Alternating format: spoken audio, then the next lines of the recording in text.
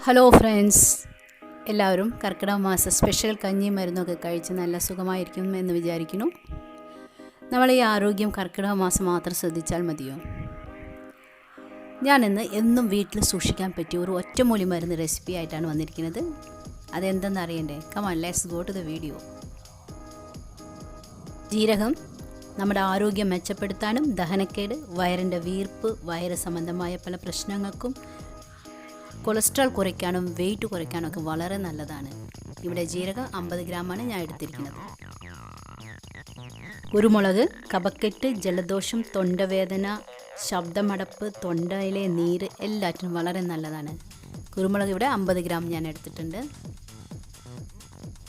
ചുക്ക് ജലദോഷം, കഫക്കെട്ട്, വയറ് സംബന്ധമായ പ്രശ്നങ്ങൾക്കും ഫാറ്റ്, കൊളസ്ട്രോൾ, വെയിറ്റ് കുറയ്ക്കാനൊക്കെ വളരെ നല്ലതാണ്. ഞാനിവിടെ 50 ഗ്രാം ചുക്കാണ് എടുത്തിരിക്കുന്നത്.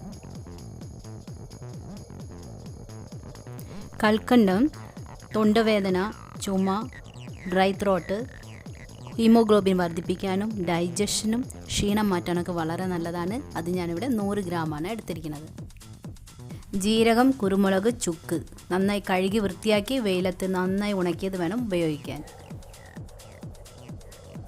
ഒരു ഫ്രൈയിങ് പാനിൽ ആദ്യം ജീരകം ഇട്ട് വറുത്തെടുക്കുന്നുണ്ട്. നിറം മാറരുത്, വല്ലാതെ കരിയരുത്. അതിലേക്ക് കുരുമുളകും കൂടെ ഇട്ട് ചൂടാക്കിയെടുക്കുന്നുണ്ട്. നന്നായി ചൂടാവുമ്പോൾ ചുക്കും കൂടെ ഇട്ട് ഇളക്കി കൊടുത്ത് ചൂടാക്കുന്നുണ്ട്. ഇനി വീഡിയോ ആദ്യമായി കാണുന്നവർ വീഡിയോന് താഴെ കാണുന്ന ചുവന്ന സബ്സ്ക്രൈബ് ബട്ടണും ബെല്ലൈക്കണും അമർത്താൻ മറക്കരുത്. എന്നാലേ നിങ്ങൾക്ക് പുതിയ വീഡിയോസിൻ്റെ നോട്ടിഫിക്കേഷൻ കിട്ടുള്ളൂ. ഇനി ചൂടാക്കിയതിൽ നിന്ന് ചുക്ക് മാറ്റിയെടുത്ത് ആദ്യം പൊടിച്ചെടുക്കുന്നുണ്ട്.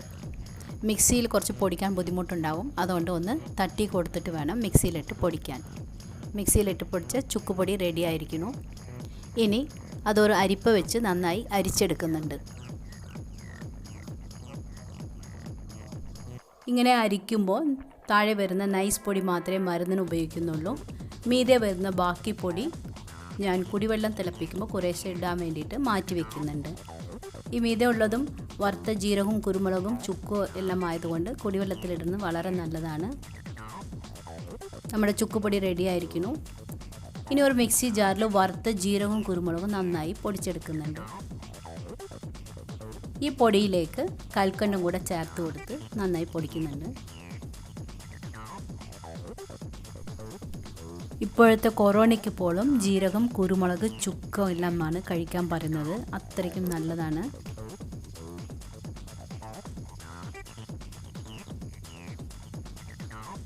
ഇനി ഈ പൊടിച്ച പൊടി ഒരു വലിയ മിക്സി ജാറിലേക്കാണ് മാറ്റുന്നത്. ജീരകവും കുരുമുളകും കൽക്കണ്ടം പൊടിച്ച പൊടിയാണ് ആദ്യം ചേർത്ത് കൊടുക്കുന്നത്.